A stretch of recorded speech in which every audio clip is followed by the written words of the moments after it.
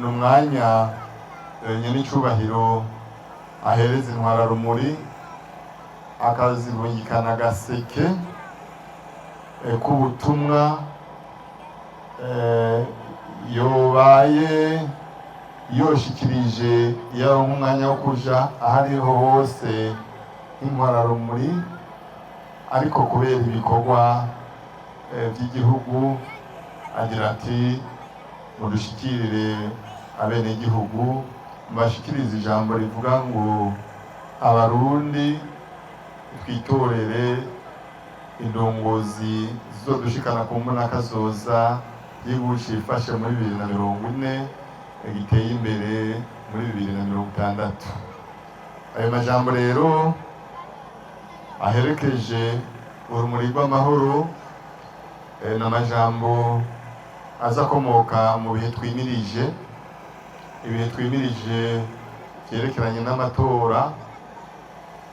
Ikinezereye rero nuko muri intara ya Rumonge mwamaze kwifata nka nkama, tukaba twarumvise ko umushinga ari mwiza, mugeze kwiyandikisha mukarenza ibice 100%, mukaba mwararengeje ku byari byarateguwe na Seni.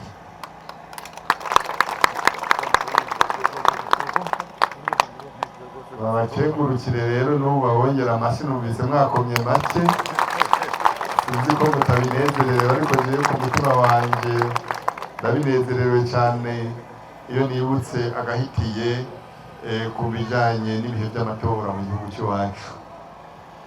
Mwarumvise n'akavugwa kuri bamwe usanga benshi ari abanyamahanga cyangwa abarundi baguzwe, bavuga ko abarundi ahubwo atanu umwe yagiye kwiyandikisha, ko n'abiyandikishije babanje gukubitwa mu ngo bakarara badasinziriye, gutyo bagatinya bakabona kwiyandikisha.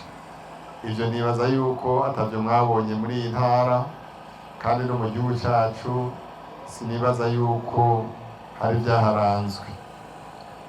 Nico rero twishima twebwe abarundi, imyaka irabaye myinshi, bamwe bacyoza, ariko twebwe dukora kugira ngo igihugu cyacu kigume gihagaze neza.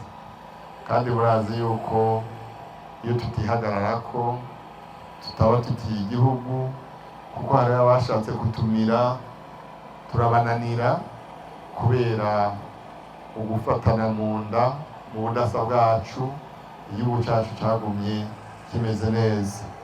Ibyo rero navyo ni byo gukengurukira Imana.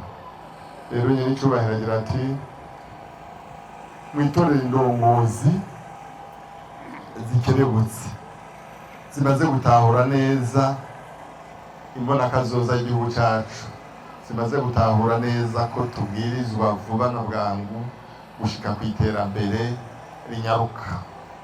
Urugendo twimirije gutangura ubu ni nk'uko turiko turasasira mu nyigisho mu kwegeranya ibyakozwe ari wo mushinge. Mbere rero agira ati ku bundi butumwa bwa kabiri mutegura imigambi muri kumwe. Uru rugendo rero rutwigisha canke rudutuma gushira hamwe indongozi zizohurira muri ayo makomine yagutse